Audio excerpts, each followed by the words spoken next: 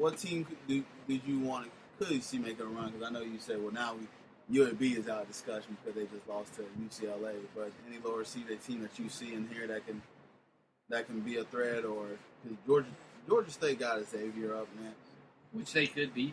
They could, yeah. Xavier beat Ole Miss. Ole Miss coming off of the playing in the playing game. Mm-hmm. Big 12 sure did suck. For all their, yeah, they sure did screw the pooch. Yeah, they didn't really show that they. Probably the one small team that I think would make a run, probably like a Dayton, or maybe I don't know. It's so screwy this year. Yeah. I expect there to be a lot of chalk. I'll tell you moving forward. This Michigan State Virginia matchup is gonna be interesting because if Michigan State can beat them, they definitely can make a run. Michigan State's another one of those teams to where I'm like, you can't trust. Sometimes in certain years you can trust them, and in certain years you're like, really? Y'all supposed to be great, and you lost again? I'm like, get out of here! Come on. I tell you what, Tom Izzo's a good coach. He's a great coach, and that's why I say if they can do that, then yeah, they can make a run. Because I still don't trust Oklahoma. The all white game tonight at 9:40. Butler and Notre Dame. Which Notre Dame had a scare. Yep. Big scare. Yeah, Northeastern. That was the first game. The opening game. That was the first game on Thursday. Talk about starting it off crazy. That was the first game. And I was like, holy shit. I was like, is this how it's going to be a whole day? And sure enough, all day long it was like that. My favorite game, though, and I mean, I'm been watching it. Always the 8-9 seed's always pretty competitive. 8-9 seed's always a good game. Good competitive, but I gotta give that Cincinnati and Purdue game. That was very fun to watch. Just the fact, I know me and Kevin kept looking back between the North Carolina and the Harvard game, but that. So you thought you picked Purdue? Yeah, and you picked Cincinnati. Well, one break I picked Cincinnati. Oh, you're just cheating. You went back and forth between brackets and was like, okay, that one I got that guy. These that I'm going to. Oh no. Nah, I just. What that was is the 8-9s are so competitive, so they can go either way. Look at this. Look this. Oh, every 8-9 game was pretty close. It was still competitive. Then it just ended up doing it. But it's always a good matchup to watch that. So, but yeah, I like the Cincinnati because they had a little moment with the kid actually bow somebody in the neck. Bo. Well. Oh yeah, he tried to trachea him. So, yeah, he tracheaed him. And then the guy who looked like he should be a defensive end. That big ass dude. I'm blanking on his name right now. We thought his pants were falling off. Yeah, but there was just a black spot on the back of their shorts. That boy should be in the NFL somewhere, but he had his few bright moments and everything like that. So, yeah, it was very impressive. They're going to need him. All right, let's go back on the SU game. Somebody just put Adidas should stand trial for their jerseys they're making some of these teams wear. All right, SU game. Oh, Adidas, if you don't know, I hate your jerseys. The only clean jersey you make is UCLA. And that's because they didn't want you to screw it up. But other than that, your jerseys suck anus. That is at Kevin C. 2415. Tell me Adidas makes good jerseys. Tell me Adidas makes good jerseys. Which jersey company would you want to make your jerseys if you could choose? Adidas, Under Armour, Jordan, or Nike? Under Armour. Under Armour. I'm kidding. They make just as shitty jerseys as freaking Adidas. Oh, you can't even include Reebok anymore because Reebok don't mean nothing anymore. They disappeared. Well, no, Adidas bought Reebok. There you go. So that was the reason that the NBA had Reebok for 1 year, and then Adidas bought them, and then it surged into Adidas. Which, thank God, Adidas didn't renew their contract. Kevin, tell me about that one. But thank God. So, and thank God that Nike extended their contract with the NFL. Because Under Armour was coming after that one hard. Surely Nike will definitely be on the table and make an offer. For NBA? Yes. So. For NBA, I would not be surprised if Under Armour makes a big, gigantic offer. Because all that money they had saved up to make the offer for the NFL, Nike extended, so they're not going to be able to. So look for Under Armour to definitely make a big run at trying to get that, and then we'll see some of the shittiest. You thought Adidas did some shitty jerseys back. Wait. Kevin, yep, we'll hear Kevin rants when that happens. So I like the clean, nice shit. Damn. Adidas. Stop. All right. Stop. You made a Chinese New Year jersey, for God's sake, and it was the ugliest damn thing I've ever seen. Golden State felt bad for you and actually wore them. Who was it? Golden State and the Rockets wore them. Yeah. I'm like, God, things are fucking hideous. Jeremy Lin was offended. And Yao. Yao was like, you make shitty jersey. But here, we'll give you this much money. Speaking of commercial and promoting the product. But I'm going to go ahead and... Shitty jerseys.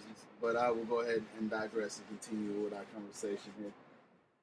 You tell me they don't make ugly jerseys. All I got to do is say this to Cortez. Silver Magic jersey. Yeah. There you go. Okay, enough said. Enough said. All right, another topic to get Kevin riled up. Which a lot of Twitter. Damn, we're going from jerseys to goaltending.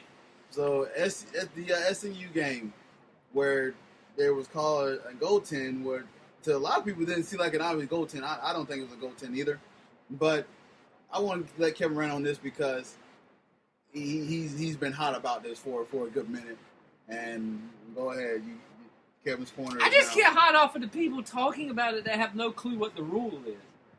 The rule is if the ball is coming down and is what, Cortez?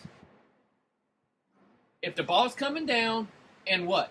It's a rebound. No, I'm talking about if the ball's coming down and it's what? Over the rim. If it's over the cylinder, you can't touch it, and then it is called goaltending. Right. The ball was nowhere near being over the cylinder. And the guy that made the call was 30 foot away from it. How do you even make that call?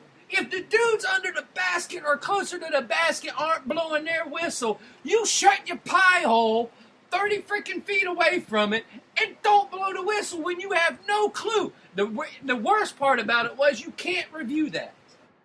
You can't review that kind of thing. Well, this is why you should review, because that cost them... Look, it's nowhere near it. It's nowhere near being over the freaking cylinder. It was a brick. It wasn't even a brick. It probably was going to end up being an air ball. Yeah, I don't know how that's going. Yeah, it probably was going. If your hand is in between the ball and the rim, you can't know. It was not. It was either going to go far over it, or it was just going to. It was going to be an air ball. It was going to. If it's not going to be an air ball, it was going to ricochet to the left. Well, it wasn't even going to hit the rim because he hits it. Watch right here. He puts his hand in between the ball and the rim. The ball wasn't even going to hit the rim. The ball wasn't even going to hit it. It was going to fall right there. It was going to fall right about there. It was going to be an air ball. Oh, yeah. But they were going, well, the guy jumped up like he was going to block it. No, he was jumping up to get the fucking thing. He wasn't jumping up to block it. No one jumps by the rim to block a shot, you fucking morons. I'm like, God, if you people don't know the rule, don't say nothing about it. The ball has to be over the cylinder for it to be called a goaltending. It either has to be coming down, be over the cylinder, or you have to throw it off the backboard. And if it gets pinned up against the backboard or it's going down, then it's called goaltending. That's not goaltending. See, here's another view right here. Yeah, it was not even close. It's not even close to being over the goal. It's a shame because it would have missed. It would have completely just kept on going. See, this is one of those too, man, where now this type of play happens. You would think, learn from NBA and other sports, the international game, they have reviews. You should institute this now in the college sport because this magnitude here, who knows? You probably cost a team a magical run because of this terrible call. You go back and review it, and a lot of people saying that this is not a goaltend. I should agree with you. But here's the funny part. People are like, the ball could have hit the side of the rim. It doesn't matter what it could have done. Is the ball over the cylinder when he touches it? That is what the rule states. The rule states the ball needs to be coming down at a trajectory and be over the basket. The ball was nowhere close to the basket. It doesn't matter if it was going to hit the rim, if it got by the guy's hand. When he hit it, it was nowhere near the rim. Nowhere, no, not even close. That's the rule. The rule states if it's over the basket and you hit it, it's a goaltend. Not if it's about to hit the rim. No, that's not it. That's not the rule. Shame. If you're going to do it by the rule. Be consistent. That's all I ask. So what you gotta say? Be consistent. What you gotta say to this player here, Yannick Morena? Good play, because it's similar to what freaking Jacob Ertz did for Florida, except he knocked the ball in the basket against FSU. He knocked the ball in the basket. Why didn't they call it goaltend against him when he did the exact same thing? They didn't call it then. Why did they call it here? Be consistent. That's all I asked. They just need to institute. And all I asked was the guy not 30 foot away from the basket call the play. Because if you watch the whole thing, the dude that's standing way back here is the one that calls it. I don't think it's going to show, but I'm looking at the view here.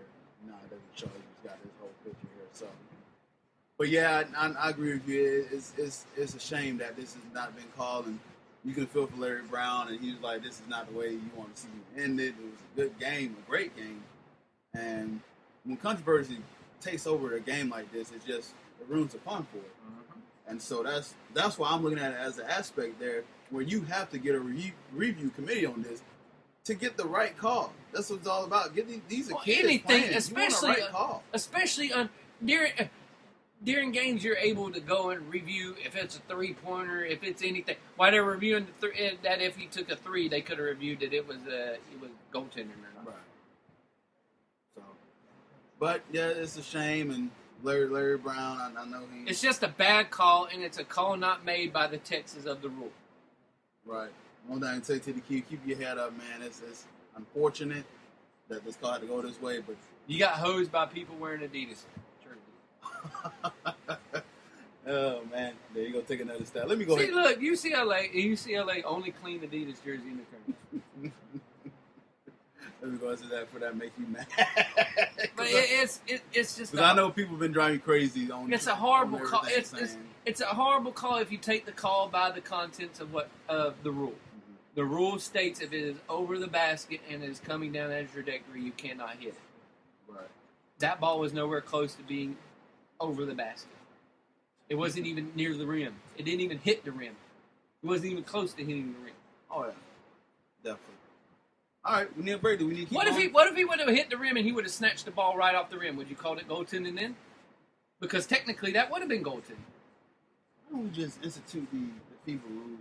I wish they would do the international rules where if it hits the rim and you see it's glancing off, you can grab it. Not if it's falling in the basket, you can't grab it. Yeah. But if it's coming right off the rim, you can. If you knew it's a brick, you can snatch it right off the rim.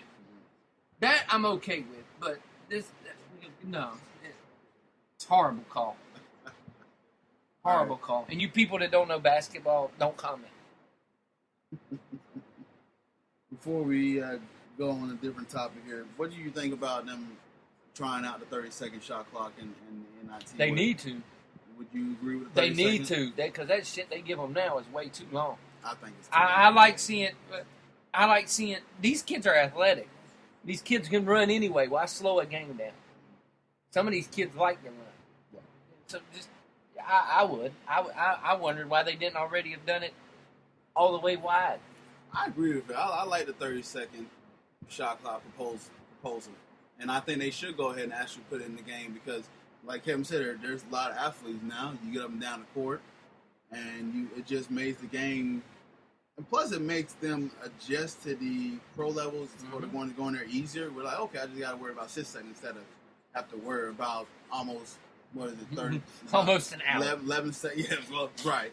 11 some seconds. I think it's a 42-second clock. Right. So it's ridiculous that where sometimes I watch college basketball, but sometimes if I know the team is somewhat not decent, they just pass it around. Look, if we don't want to watch Harvard.